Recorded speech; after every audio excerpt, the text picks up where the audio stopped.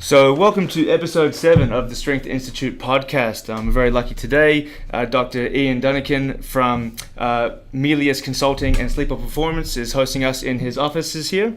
Ian has a PhD with a thesis in sleep and performance in elite combat and contact athletes, an MBA, a Master's of Mining Engineering, a postgrad in sleep sciences, a Bachelor of Arts in Education, and also a associate's degree in health and safety. So he knows what he's talking about, and he's got over 20 years experience in the industry. And I know that a lot of family and friends are very excited, and clients, to hear what you have to say today. So thanks very much for having me in. No problem. I think with that introduction I need to put on glasses to look clever. That's so all right. I'll put these on to see if I can help myself. Perfect. I don't know if I know what I'm talking about, but I'll give it a bash. Excellent.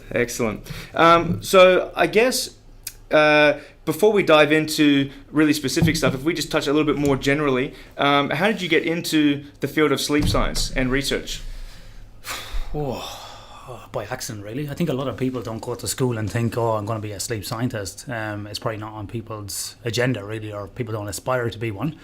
And like a lot of people in the sleep science field, I fell into it by accident. So people come into it from different routes, generally like from psychology or physiology or different routes. I fell into it by pure accident. I was working in a mining company doing health and safety work, and I've done a lot of business improvement work as well. So my interest was always around the relationship or the link between business improvement, health and safety. So how can we use health and safety to basically not only, I suppose, protect people, meet legislative requirements or codes of practice and so on, but protect people, enhance human performance, and get productivity benefits as well. Because I always kind of ascribe to the point of view as we can do all at once. A lot of people may have said 20 years ago you can't. I actually think we can, and we've seen that as well in some of the work that we've done. But I fell into it purely by accident. There was a problem in a mining company. I was asked to come in and facilitate, around this area, and it just slowly snowballed from working on a project to working across a number of operations to moving into kind of a more coordinating some national projects to then becoming a global advisor in this area. So very much self-taught initially. Had a crack at a PhD with Monash University in Melbourne and Harvard in Boston, combined program there. For a number of different reasons that didn't work out, mainly just due to collecting data in workplaces. It was difficult.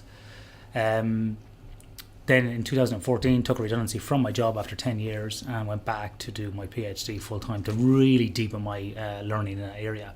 Now, my PhD was in the area of sleep and performance with elite combat and contact athletes.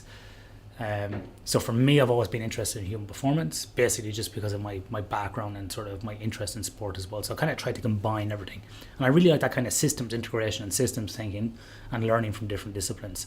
So really, to answer your question, Evan, by pure accident, I found something I was passionate about and just basically ran with it ever since. And it's really been the drive for doing research and doing more research as well. Right. Well, I'm really interested into the performance aspects with sleep and the science behind it. And you had touched on yourself because of your background in sports. And I probably should have had this in the introduction, but you yourself have done a handful of ultra marathon runs. More recently, a 100-miler through the Colorado Rocky Mountains, which took 27 hours of continuous running. Yep. So I don't know if you can bank sleep. That's actually one of the questions I have for you later. And in addition to being a runner and general athlete, you're also a Brazilian Jiu-Jitsu practitioner as well, with how many years experience? Probably about 8 in Brazilian Jiu-Jitsu, another probably 6 in Japanese Jiu-Jitsu, and another 2 or 3 in different ones as well. Yeah, so definitely a bit of an interest in the combat sports there. Yeah. So I think probably stepping it back, I was never a fan of school. I was too tough and too cool when I was a teenager, like most guys, and so I left school halfway through year 12 and joined the military.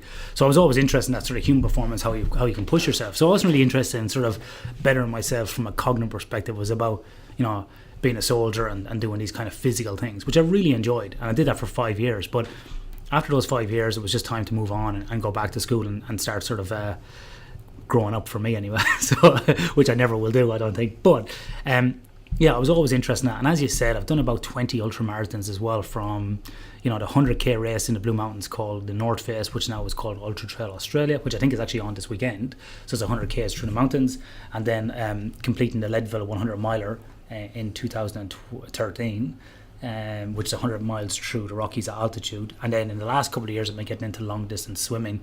So this year, a few months ago, I swam to Rocknest Island, 20 k's off Perth. And so I did a duo, so I was swimming about 10 Ks. And the good thing about that was 12 months before that, I could only swim 800 meters. So it's that challenge of pushing myself. And now my next challenge is actually to swim the Alertness as a solo.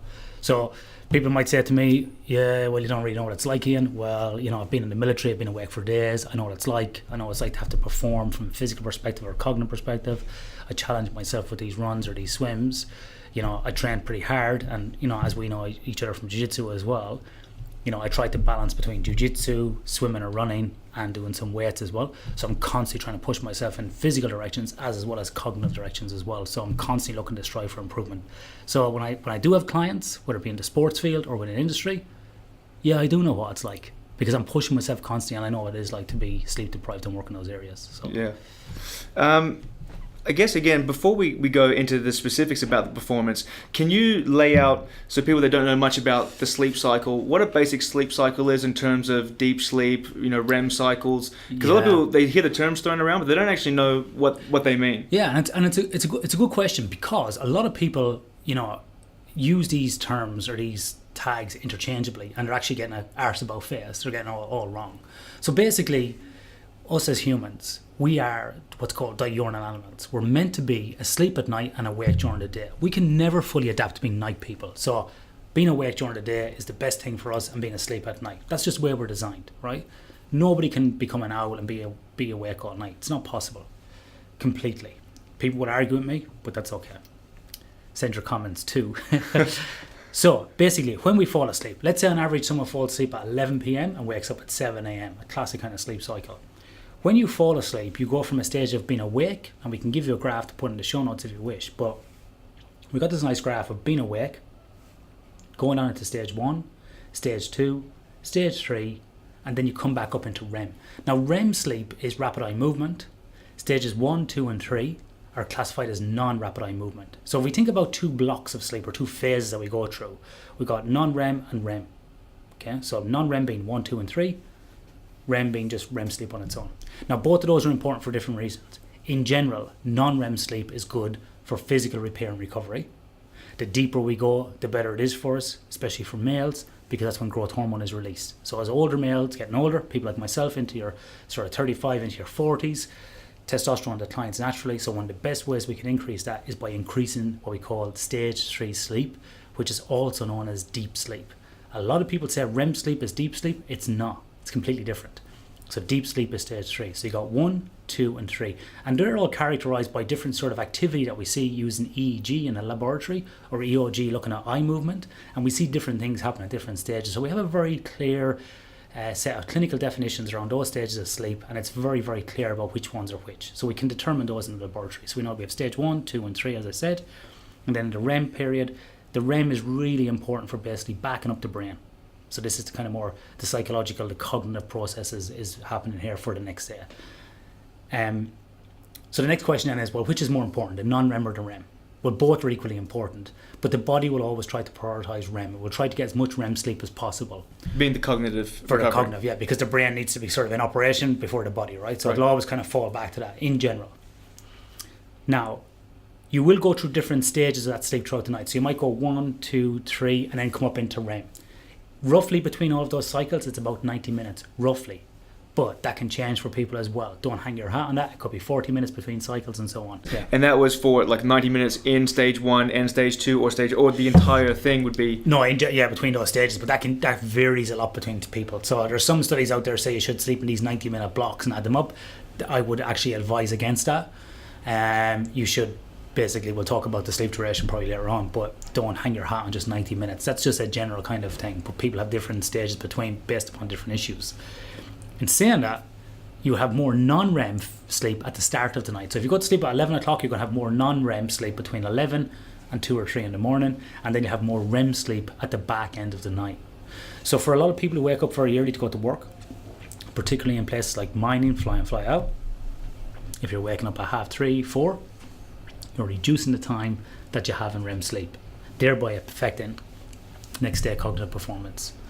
So it's very important that we do kind of allow or give time to sleep over this period of time to go through all those cycles adequately. Sure. So yeah. Now, and you said that we can't change out of our circadian rhythm here, where Yeah. we want to be awake during the day, asleep during the night. And you have had a lot of experience with sort of mining companies. I do train a few clients that are fly in, fly out. Yeah. And when they come off a night shift, especially after being away for a week or two, when they get into the gym, they're completely razzled, so the energy levels are low. Even though it's during the day, their cycles are thrown out. Is there any way that those sort of people can enhance their sleep or get back on track faster or more efficiently? Yeah.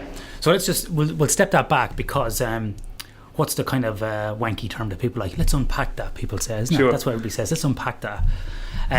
So to going back to what drives that, we have something in our brain at the base of the hypothalamus called the SCN, which is a suprachiasmatic nucleus, right? That is basically the master timing chip. It's about the size of your small fingernail, sits in your brain, and that's responsible for your body clock. So I often say to people, like, imagine if your body was like a big grandfather clock and you open up the door. This would be the top clock, and it'd be driving all the clocks within the body. Because the rest of like the heart, the lungs, the digestive system, they're all on what we call peripheral clocks. So they're all linked back to that. How is that master clock controlled? It's controlled via light that comes in through the optic nerves, through the eyes. So we're reliant on natural light.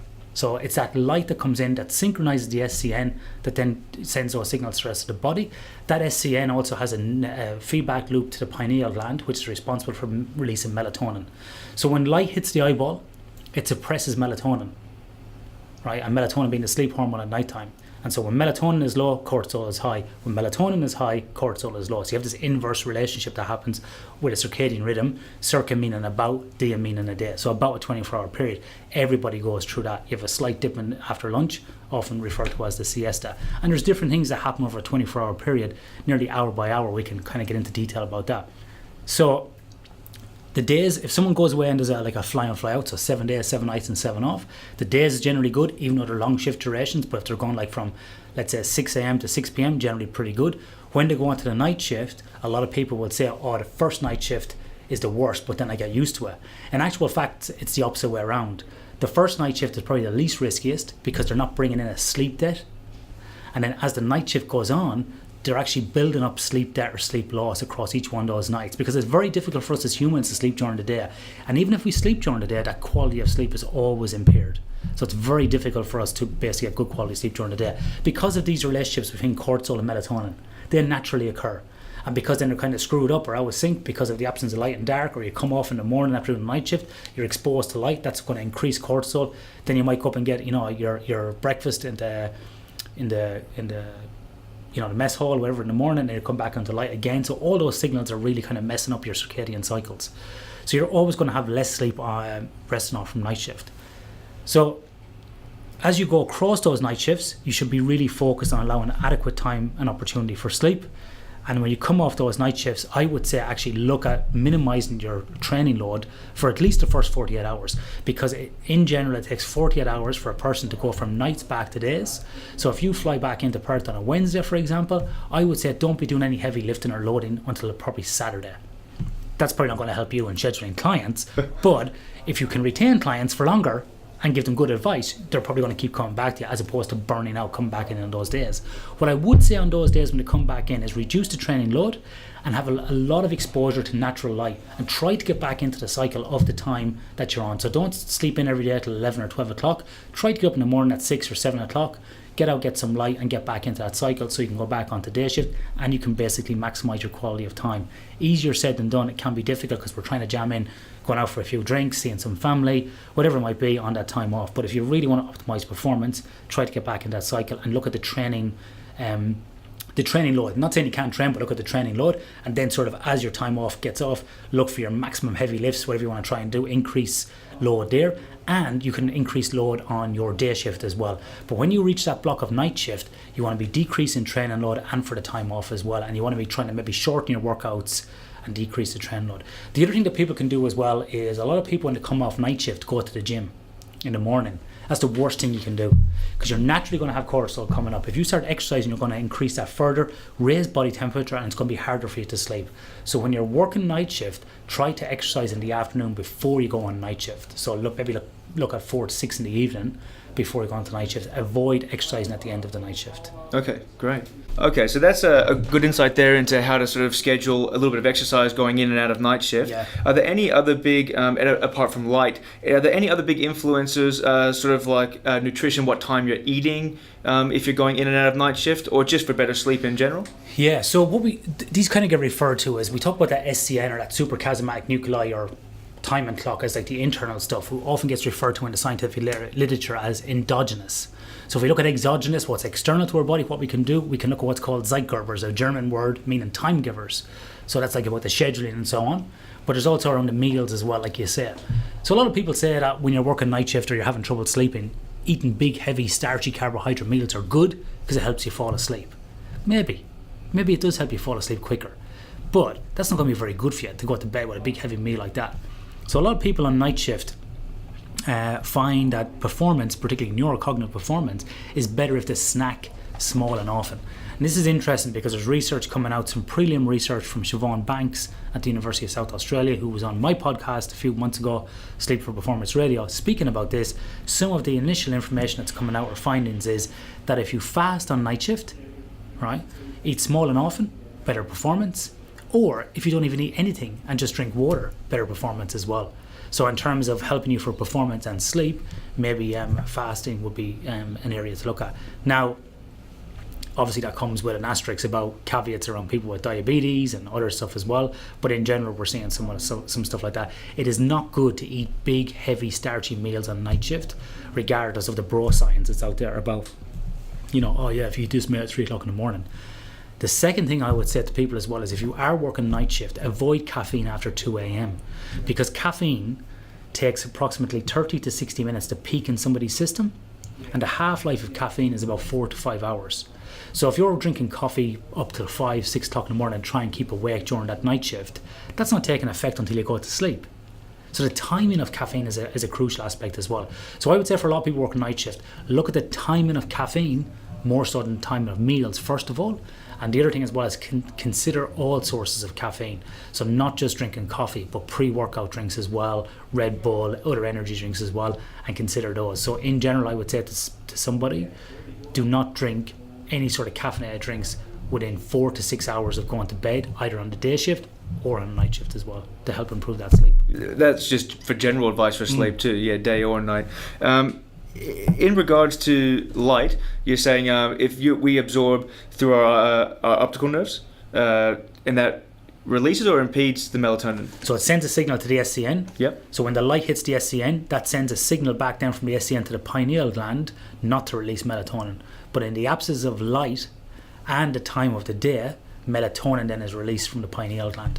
So sleep science and biology is not like engineering where you have inputs, a process and outputs. There's multiple different things happening here. There's the circadian rhythm with this 24-hour oscillation that's happening across time of day. There's light coming in. There's these Zeitgebers or time givers. There's our practices around what we do. There's sleep hygiene. There's the pineal gland. There's a link with that. There's the synchronization of the body clocks. So there's multiple kind of processes happening at once to basically help us to sleep. And that's why a lot of people go, well, you can give me the advice to do this, and then you give somebody else different advice. Yeah, because everybody is different. We know there's these general things in sleep science, but when you work with people one-on-one, you start getting down into finite type of details with people. So I will often, with a team, give some generic advice around the organization of training times and so on. But then when I'm working with an athlete one-on-one, it's very different. And this season is a classic example. I'm working with a Formula 1 driver at the moment, one-on-one. Very, very specific advice, down to half-hour increments leading up to a race. Why? Because it's all reliant on him. And it's very much about what's in his control for that race. But if you look at a team, you've got maybe 30, 35 players, and it's very different. You might work with some people who are at risk within that. But for an individual athlete, particularly at the highest levels, like Formula 1 or others, the advice can be very specific. And sometimes even with that athlete or that driver, that advice differs from week to week. And even they go, but last week, but we're in a different place, we've travelled, we've done different things, there's different things going on, and we're looking at continuous live data as well. And so how are you monitoring that with the athletes? Are you monitoring that sort of as they sleep, or they've come in and done pre-testing for you so you have a good idea where their baselines are? Yes, this is a good question. So there's a couple of things we do. We generally do, there's two groups I group things into. One is organisational data and one is individual data. So if we look at organisational data, is where I'll generally go with teams and individuals first of all. I look at things like their schedules. So when are you playing?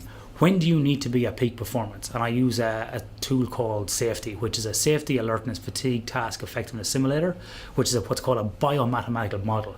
So it's a complex model that we put different variables into to look at basically performance or risk at different times of the day. So if someone comes to me and goes, like Super Rugby is a classic example where we did it. We got all these games across the season. We will model all those games in there, the training times, the travel times, and then we'll say, right, this game here when you fly to New Zealand, that's going to be a tricky time. We need to increase performance here. So we're going to fly a day early and we're going to train at this time, we're going to train at that time, and that will give us this level of performance, right? Because we need to design it around having the best performance.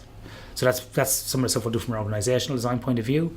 From an individual point of view, we may bring people into a laboratory. Now, we don't always do that because screening people in the laboratory is costly, cumbersome, and pisses people off. Because it takes 45 minutes to set up somebody and then you have to observe them sleeping for 8 or 9 hours. And when we bring people into a laboratory, all we're looking for is really the prevalence of a sleep disorder. To track general sleep, we would use wrist-worn actigraphy devices that we would track over long term, and we use the Ready Band, which is a device that's been validated by the US military, and I validated as well at the University of Western Australia. We would use that over these longitudinal measures to collect sleep measures for maybe 14, 28, 36 days in a row or even longer, right? And we can upload that data and we can look at that data live as the person's moving around. So we use that data, plus we might use validated sleep questionnaires to try to get kind of a feel of what's happening with that person. Because we can design a great schedule and we can go, everybody should be at this level of alertness or this level of performance, but then you're gonna, within that, we start kind of getting into the engineering principles. We start doing a Pareto chart of who's our best sleepers, who's our worst, why are they the worst? Are they worse when they travel east or west? Are they worse on certain days? How can we help these guys? Then we start looking for, correlation there and causation, and we start saying, right, well, Nevin is always getting 4 hours of sleep. We go back and look at his personal data. He's got 3 kids, a dog, and he's divorced. Let's have a chat with Nevin and see what's going on. Well, Nevin's stressed because this is happening. He gets his kids on this day, and then he has to travel and play games, and there's constant, okay, now can we get some support to help him? Or we go over to Joe, and Joe's like, got a BMI of 45, Joe is really, overweight. He's got obstructive sleep apnea. Joe needs to get on a CPAP machine to lose weight, And we all know a Joe like that at jiu-jitsu. Yes, we do. Right, so you brought up, it's called the Ready Band? Yep. Yeah, which was actually a question that I wanted to go into more detail about how accurate sort of the wrist watches and bands are. I mean, there's, I believe Fitbits do it, Apple Watches do it, where they're meant to monitor how much effective sleep you're having, how many times you're waking during the night. Are they accurate to use those sort of devices, or is it a bit gimmicky at this point? Right, so this is good because let's look at the scale of sleep measurement. I spoke about bringing people into a laboratory and doing what's called polysomnography. That's the gold standard for measuring sleep and sleep disorders, right? And that's putting electrodes on the body, the head, the whole lot. We did that with the Western Force. We've had that paper published. I can give you a link to that afterwards. That people can look at that. So you can look at the prevalence of sleep disorders using PSG in athletes. So we did that with the Western Force a few years ago. Most of those players now are at the Rebels. So that's one, as an example. Then if we go down, we have levels 1, 2, 3, and 4 of PSG. So as we drop down to 4, we have less kind of channels or less information we can get. Then we jump into the actigraphy space, which is the wrist-worn stuff. Within that space, then there's variability. You got top-level devices like the Ready Band or the Actigraph and so on, just to mention a few brand names. There's more out there that are validated devices and have been validated against the polysomnography. And then as you go down, you have less kind of reliable validations. Now, how they get around that is very interesting. So people like wrist-worn devices like Fitbit, Jawbone, and so on are not medical devices for tracking sleep and wake, where the Ready Band and Actigraph are and used in research. These other ones are devices that are activity monitors. Activity monitors, right. So the Ready Band, like for example, is FDA approved as a sleep physical activity monitor, as the FDA has approved it. But I don't believe the Fitbit is. Maybe it's not. I'm not sure. Could be. And I'm just giving examples here. I'm not picking on specific brands. They're just well-known brands. But they still do provide good information. But in terms of the validation, I think some people have looked at validation. I'm not too sure about how good those devices are in terms of that.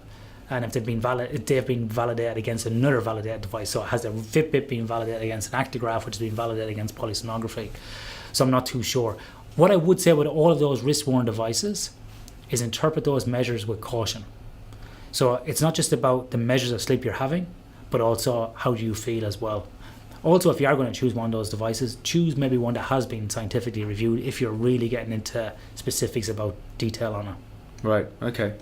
In other words, sort of talking about the technologies that we're using to monitor, are there any technologies in the works or down the line that you can see sort of developing that would help people sort of optimize their sleep in regards to, I mean, by the sounds of it, there's a lot of different things going on. You've got your circadian rhythm, you've got chemicals being released. I don't know if, I know your brain operates at a certain frequency when you're sleeping or compared to when you're awake and doing tasks. Are there any sort of devices that are in the works at the moment that would, you put some headphones on and it's buzzing at a certain frequency that would help you get to sleep, or a certain light that would help you get to sleep? Anything like that? Yeah, there's some of that stuff around. Probably just before we talk about those technologies, it's also worth noting on the PSG, the actigraphy devices, there's a lot of apps on the phone as well. Okay. So people are like, oh, what about the apps and stuff like that? My advice to you with that is it's bullshit. Right. It's crap. Okay. So all those things that say, oh, this is your sleep cycle with an app, how's it measuring your sleep? Yeah. It's sitting beside your bed, it's sitting on your mattress. How's it actually taking, as you rightly said, Nevin, all this complex stuff and calculating it? It's not. It's using general stuff. So when you press sleep and then you press wake, it's making general assumptions on cycles, right? So I would say to you, don't even bother, right? Also, if you have it lying in your bed and says, oh, it's taking movement, what if your dog's jumping around, your wife, your husband, your partner is jumping up and down, bouncing around, it's taking in all that information. So I would really stay away from the apps at this stage. What's out there in terms of technology that can help? I think there's lots of new stuff coming out. So there's hybrids of kind of actigraph devices that's coming out that also measure blood oxygen saturation levels. You see that Fitbit has got the heart rate variability, which can be used to infer sleep stages. Again, a degree of variability with those, but can be helpful. Like I said, the blood oxygen saturation levels. Some of those devices also have an EEG to measure brainwave activity happening as well. Light can be used. We see this on the Dreamliner in the aircraft now as well, that light is changing over the course of a day.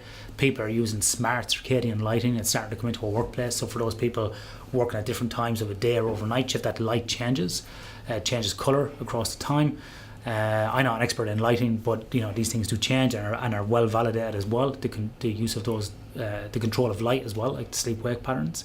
You also see things coming in around probably different frequencies, binaural beats. You see and hear of people having a benefit with white noise, like the headphones and so on. I think there's a lot of stuff out there. You can't really line them all up and go, this is the one thing that works. It's going to depend on the person as well. So you might like white noise at night. It might drive me absolutely batshit crazy and I'm going to turn it off, right? So for me, I like airflow. So I've got a fan in my room, but I don't like noise. So I spent the money on a Dyson fan, a bladeless fan. Best, and they're very expensive, but the best money I ever spent, because as a man I'm always generally too hot in bed and my wife is always too cold. So I put that fan on and it's blowing on me, so I don't need aircon on. My wife's happy on her side, I'm happy on my side, and I don't have the noise of the fan, and the do last. So I should be a sales rep for Dyson, because the Dyson fan is like something I recommend a lot. You should get a free promo code for the Bumble podcast. I should, yeah. I should. And I keep saying it to the Dyson guys as well. And if people can't see now, but there's actually a Dyson fan over there in that corner. It is. A small desk one as well, because I just absolutely love their products, and it's not like it's low noise and stuff. So for some people that's great. I know other people that love the Blade fan. That's a $5 1 hour Target, because it's like, well, it's even in that white noise as well. They just like that consistent that noise. Sound. So some people like that. Other people like to fall asleep listening to a podcast. Some people like to fall asleep listening to the radio. So whatever works for you is going to help you, once it's not basically affecting your sleep. So you got to trial and error and play around with a few different things to basically get the help that you need. Right. Well, I've got to make a mental point, because I want to come back to that sort of what works best for you concept. In regards to other things that might help, which I'd like to clear up whether they're sort of gimmicky or not. You see, you had mentioned light changing in airplanes, sort of to match the change of light during the day. The iPhones do it now at nighttime. The screens go more yellow. You can get computer apps which F.Lux, yeah. Right, or Flux, which give that amber glow to your screen. Does that work? Does that help you get to sleep? Does that inhibit sort of the light coming in and stopping the release of melatonin? So it's actually gonna help you have the release of melatonin. So all those type of things help. All those type of filters. Other people wear amber glasses in the nighttime as well. That can help as well to block out that light. Computer gaming glasses are all amber as well, right? Yeah. So you can use all those as well at nighttime as well. So it definitely will all help. So it's not that it's going to make it worse. It will help. The degree of variability between people might be different. But I would say to people as well, about electronic devices at nighttime. It's one thing sitting there watching, probably, I don't know, what's a comedy show on Netflix, like F is for Family, right? Bill Burr show. It's one thing sitting there watching F is for Family, laughing at that. It's another thing watching The Haunting of Hill House, right? Where you're scared shitless and you're on the edge, and it's making you amped up. And then there's another degree of variability being on your laptop doing work, right? So it's not so much even about the light. I think people should look at the task and the intensity as well. Because I can sit there looking at a comedy show, different response. Sit there looking at a horror show, different response. Sit there working on a document, different response. Sit there answering an email from an angry person, very different response, right? Or watching an MMA fight at 11 o'clock at night on my thing, very different response. And we know that as well, that people will actually have that increase in cortisol. You mentioned gaming. Right. Gaming's a very interesting one, particularly amongst young people, because in Canada they've found that there's a link between teenagers, the time of day of gaming, and obesity levels. So basically, the more screens a teenager has in a room, the more time to spend gaming, the fatter they are. Right. So it's not only the lack of sleep, but it's also a relationship back to obesity as well. Okay. Yeah. Just before you've mentioned, doing what works best for you. One question I have is, sometimes people are very inconsistent in being able to identify, if they are tired, if they are performing, if they have the ability to perform better. So is there any sort of way that we can find markers or baselines that we can sort of improve upon? Does that make sense? So is there, yeah. So I think this is an interesting one, because there is a lot of variability between that, and it's not just sleep, it's also time of day, and different things are going to happen at different times of the day, like I was saying earlier on. So if we look at there is actually certain times of day for certain types of tasks. So in general, exercising early in the morning is not good. Right. So because we inhibit those REM cycles I was talking about. So people get up at 4 o'clock in the morning, get your training out of the way, you're inhibiting your REM cycle. So I hear a lot of people. And I see a lot of people ask me, well, I've been trying to get up at 4 o'clock in the morning because of Mark Wahlberg or Jocko and all this sort of thing. Jocko Willing, 4 a.m. And look, it's admirable about, getting shit done in your life. I get where they're coming from, but that's not going to work for every single person. You can't train yourself out of being a different chronotype, about going to bed late and getting up late, or going to bed early and getting up early. That might suit some people. But I have heard numerous people going, I've tried that half 4 o'clock in the morning. I'm wrecked by 12. Yeah, because you're going to bed at 11 and you're not getting enough sleep, right? You can't train yourself to get away with 5 or 6 hours sleep. And if you do, and let's say you need 8 hours sleep every night, there's no biological free ride. You're going to pay the piper sooner or later, right? Because long-term sleep loss is associated with negative impacts such as cardiovascular disease, increase in obesity, type 2 diabetes, Alzheimer's, a whole host of negative impacts. So you might be going to the gym to reduce body fat and being, a slim Jim Magoo and looking like you're ripped, but you're gaining body fat. You might be actually negatively affecting yourself, because we know that with studies, when people sleep more than 8 hours, body fat actually reduces because of the relationship between leptin and ghrelin, these appetite regulating hormones. So we know if we have those in sync, it's really good. So in general, we say 9 to 12 o'clock in the morning is good for cognitive performance, and then in the evening, somewhere between 4 and 7 o'clock is really good for maybe cardiovascular performance, and even getting your max lifts from a strength perspective. 4 to 7 p.m. 4 to 7 p.m. So if you're trying to hit a PB, maybe in the evening it's good for that as well, between 4 and 7. Right. But coming back to your point about, I was back on the measures. How can we use those as a baseline? So I would say one thing is be consistent when you measure, whether it's be self-reported or an objective measure. Don't compare your PB for a deadlift at 5 o'clock in the evening to one in a month's time at 7 a.m. in the morning. Try to replicate the time that you're doing those tests, and try to replicate the conditions. So if it's a FIFO worker, it's on their 5th day off. So try and replicate those so you have the same time, the same whatever it is, the same conditions as much as possible. So it's good to have those objective measures of data. We would also say as well, you could do some cognitive performance in terms of reaction around,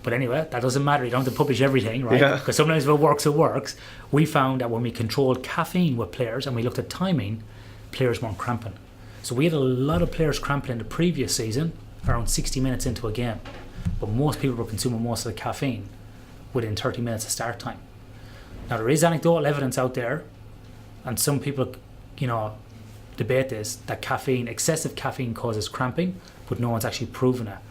But some of our highest users of caffeine were cramping 60 minutes into a game. Okay. Was there a relationship? I don't know. But when we control for caffeine, they stop cramping. Control is in time restriction or is in total amount? As in a time restriction and quantity. Okay. Right? But in saying that, maybe that following season when we control those other variables, maybe they were fitter. They'd have a different training regime and so on. Many different variables. Like when we worked with Dave Wessels in that season and we put basically all of our findings from 2 or 3 years into one season. Western Force had their best season, although they did get cut from Super Rugby.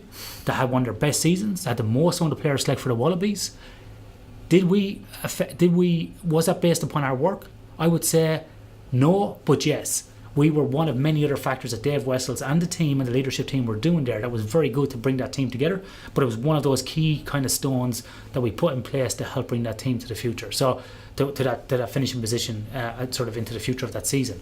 So it helps, but we don't know whether it was the one thing. But it sort of all helps in terms of recovery and performance. Right. So in regards to players that are, or anyone really, athletes, anyone that wants to perform, whether it's physically, cognitively, if they are traveling and they know they're going to lose sleep, this is one of the points I wanted to bring up with you earlier, banking sleep. Now, I know there's controversy because you hear some people say, yes, you can bank sleep. I've heard other people say, no. I was listening to a podcast that you actually recommended to me, Sigma Nutrition, with Danny Lennon. Yeah. Yep. And he was here in Perth a few weeks ago. Was he? Yeah. He had another sleep scientist on there, and that person was saying that you can bank sleep. Was that Amy Bender? I believe so. Yeah, so myself and Amy are writing a paper at the moment. Yeah. Yeah. And was that, let's say you need your 8 hours and you're going someplace where you're only going to get 4 hours before you need it to. If you take 2 extra hours sleep on the 4 days leading up to that, you're still getting your total sleep time. You might have a slight reduction in performance, but it's going to be reduced as opposed to a big dip in performance. Is that something that you've seen or that you've worked with these sort of athletes with? Amy Bender is a fraud. No, I'm just joking. No, Amy's right, and we've spoken about this as well offline. And I think here's an interesting one. You see, within the sleep science community, you're going to get these kind of what I would say purists in the laboratory. No, you can't bank sleep, you can't increase sleep, and all that. I actually say, look, forget about the word banking and let's use the word optimization. Sure. Right? Because there is what we call this internal sleep reservoir, and you can't kind of go over 100% or whatever it might be. But let's talk about sleep optimization. Now, we have also seen there's peer-reviewed published studies around special forces and military who would often go and do a short mission, well, say 10 days. If they optimize sleep before that, they feel better throughout it. In my own self, in doing these long distance runs, with a week up to the event or even for a swim, I will optimize sleep as much as possible. So I will allow a greater time for sleep. So instead of allowing like a 9-hour sleep opportunity, I might allow 10 or 11. I might delay my work start times to increase that sleep and just see if I can naturally increase sleep. But also as well, by increasing that time available, I'm giving myself a chance to reduce any existing sleep debt that I may have incurred over time, and I'm just trying to optimize sleep in preparation for another period of sleep loss.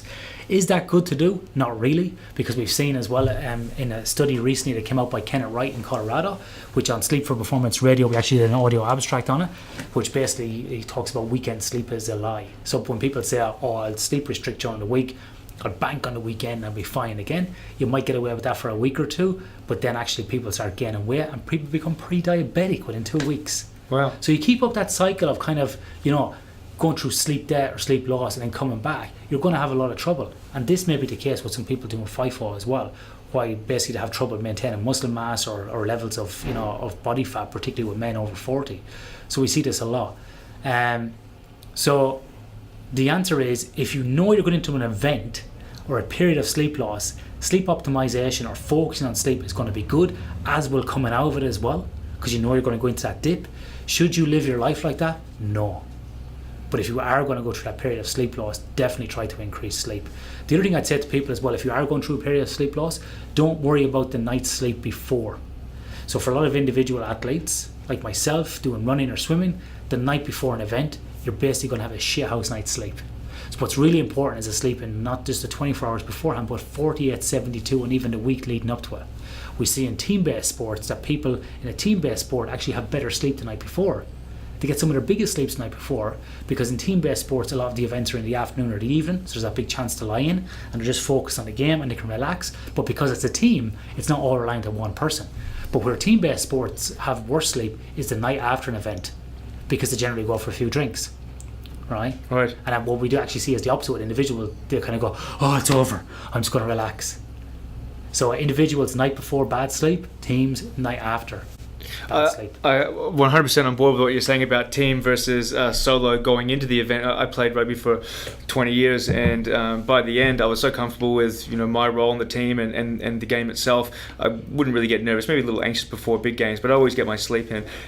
Being relatively new to jiu-jitsu, only a few years in, I get really nervous before my competitions. So that is interesting, and I don't go out afterwards. But that's also another interesting one as well, because I've competed in jiu-jitsu tournaments, I competed in long distance runs. I would rather run 100 miles than do a jiu-jitsu comp, because I just don't like that feeling, and it's because it's a different stimulus.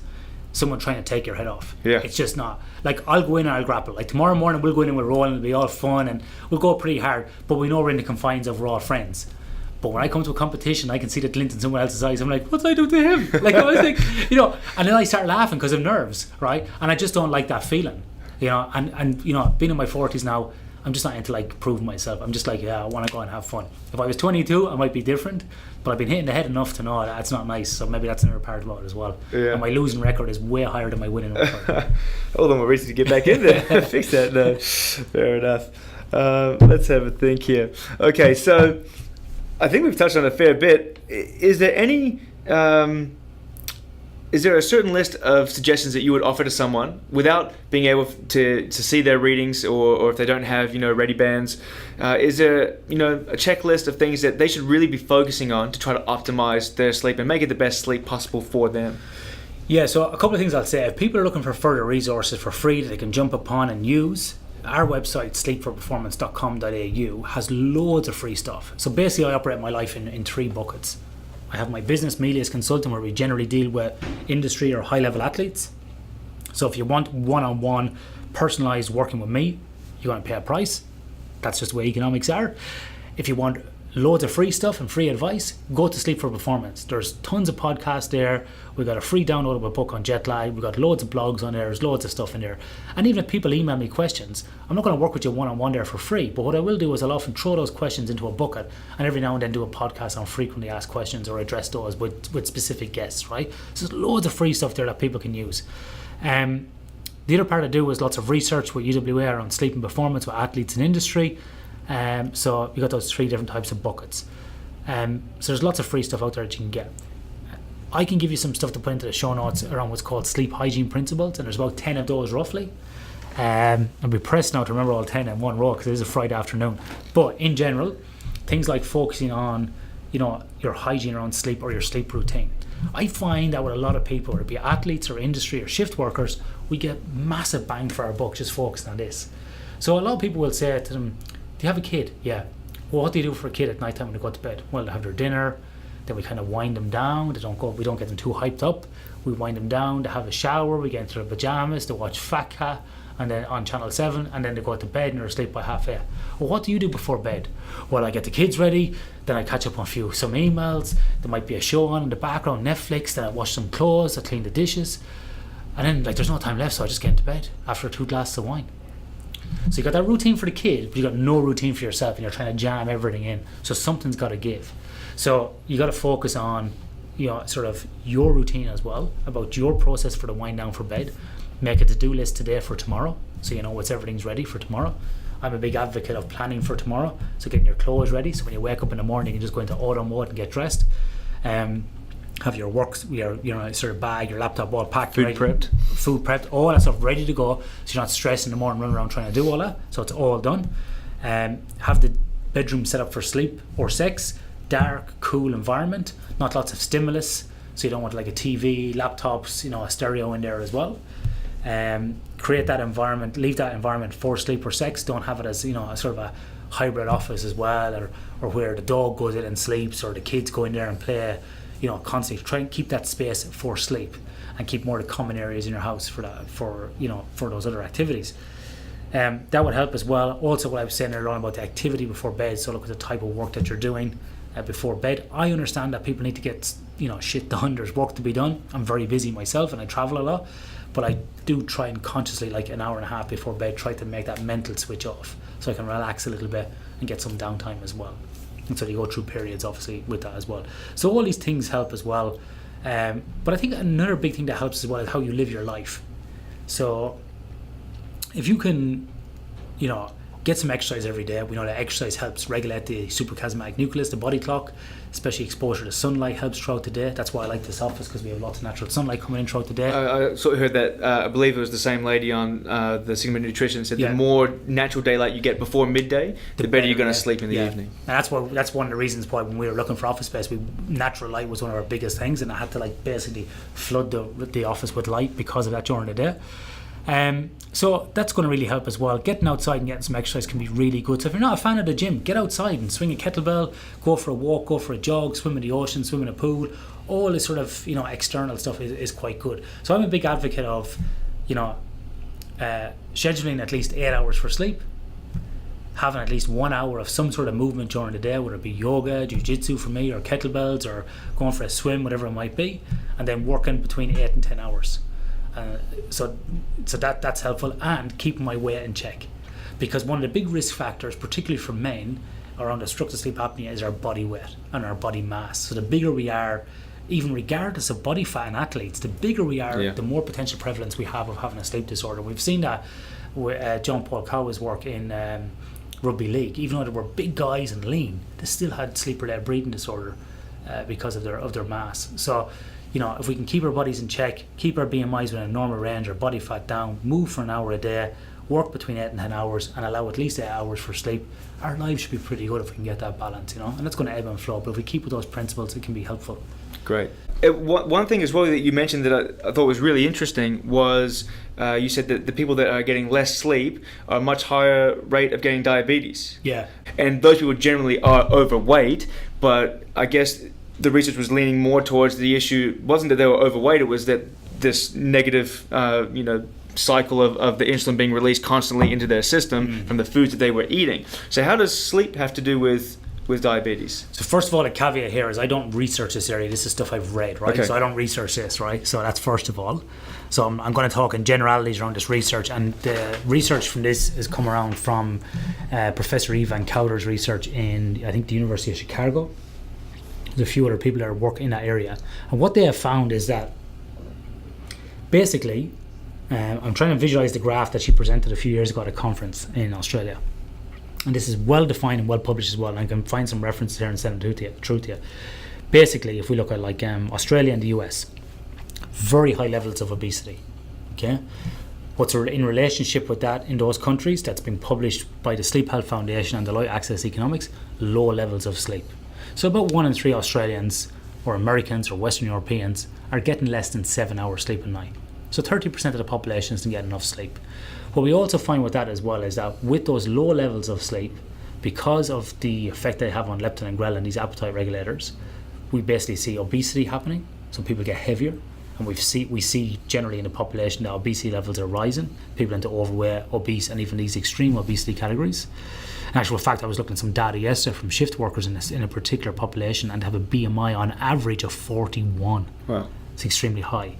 So low sleep, high obesity, and then we also see type 2 diabetes. So not type 1, but just type 2 diabetes, which they believe has been driven mainly from the being overweight. But when you dig back into the data, you can see things that are affecting that is the fragmentation of sleep, the timing of sleep, the time to wake up. Shift work is another component as well of that. And interestingly, as a side note of this, because I'm very good at doing side notes, is that type 2, not just does shift work and lack of sleep give you type 2 diabetes or is linked to it, we also see that shift work over a long period of time, and in particular people doing permanent night shift, is also linked to cancer. Wow. So shift work increases the odds ratio for developing cancer. It's classified as a type 2A carcinogen, so it means it's highly probable by the World Health Organization. So it's in the same group as anabolic steroids. So it's these things do affect us. Like I say, I'm not sort of a guru in the obesity and nutrition area. You probably want to look at Ivan Cowler's work. Even Danny Lennon, I think, has had some people on about this, and also a guy called Sachin Panda, who's got a book called The Circadian Code, which is in my drawer. I use a Zero app on the phone. Have you? To track intermittent fasting. Right, so there you go. So there again. And there's another thing as well, as like we see as well, anecdotally with people, different people have got different responses to different things, whether it be intermittent fasting, eating small and often, different diets. People report different benefits of sleep. And that could be basically down to, the benefits that they've had. Like for me, I've tried intermittent fasting, I've tried keto, all those things. I've done that in combination with calorie restriction. I gain weight. It's like, how can you do less than 2,000 calories intermittent fasting a day and still gain weight? Because the timing for me is just off. If I eat small and often, keep my weight down. Wow. So it's very, like, the variability. So that's why when people say, what's the best sleep pattern, what's the best diet, I'm like, well, it depends. Because we're all so different. Right. And different sizes, different shapes. So there are guidelines, patterns. but really it's a very individual thing. And that's why I always say we have these rough things that we know. And the other thing that's interesting, like, about sleep, Nevin, is the fact that we still don't really know why we sleep. We know that if we restrict periods of sleep, different things happen. But we still don't know really why we sleep. We fundamentally don't know what is it the one thing that it does. We know it does many different things, but by restricting it. Sleep science as a discipline really has only grown since the 1960s. Sleep stages, I think, was discovered in the late 50s. And so our kind of understanding around sleep is still pretty new. Now, it has increased at a rapid rate, and we see more people from like psychology, physiology, different areas, and jumping into the sleep science area. We still don't have an undergraduate degree in sleep, I don't think, anywhere in the world. It's all postgraduate or research. But you see it's kind of hockey stick in terms of the increase in research around sleep. And probably in the last 10 years, we've seen a massive spike around performance. So we see a lot of this stuff happening. So in actual fact, next week, I will travel to the Pilbara region to talk with an oil and gas company with a selection of academics from Australia and from Oxford to talk to this company about circadian time and shift work and what the future is and what we can do to basically lower the risk for employees, safeguard their health, and optimize productivity and performance. Because I think that's where we need to get to next, is not looking at this as a compliance or kind of a tick in the box, but how can we basically manipulate human performance to get the best out of our people, to get the best out of our business. And I think there's a lot of untapped productivity gains there. And I think for a lot of athletes as well, we find when we work with athletes one-on-one, we tap into their sleep, increase in performance. And if it doesn't even increase into performance, they're feeling better and they're feeling like they can keep training more, and it might even increase their longevity in the sport, particularly with athletes over 30. So there's many different benefits it can have. So I never see a negative effect coming from focusing on sleep for a business or an athlete. Okay. Yeah. Great. That's pretty much everything that I had down. Is there anything that I've glaringly missed that you wanted to touch on? I think we've covered most of the topics. I think sleep is one of those things that we could talk about for days. We could go into all these different rabbit holes. We could look at the research in different areas. We've kind of touched a bit on the future of where it's going to go. There's lots of different technologies coming out. What I probably would say to people is, if you are looking for performance benefits, don't discount the recovery period. We talk a lot about strength and conditioning in this human performance world, about this kind of up ramp leading to something, getting better, making us bigger, faster, stronger. But no one's looking at the recovery, because you have to kind of cycle in and out. You can't just always be grow. A bit like economics. You can't just keep growing a country like year on year. Something's got to give. So you have to allow that time to recover. And when you recover and focus on recovery as well, it gives you that stimulus to grow even further, and it keeps you engaged and enthused. So don't crash and burn.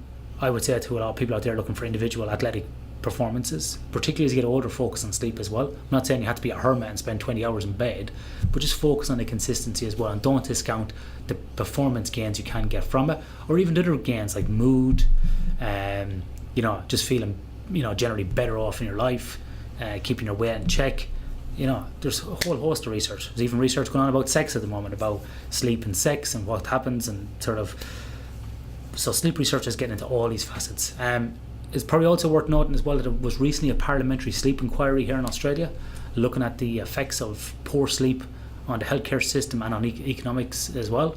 From those other reports, there was a bipartisan parliamentary inquiry, so somebody from sort of the left and right wing of politics, and they went around to different cities in Australia. We were the first people to give evidence on that here in Perth at the University of Western Australia.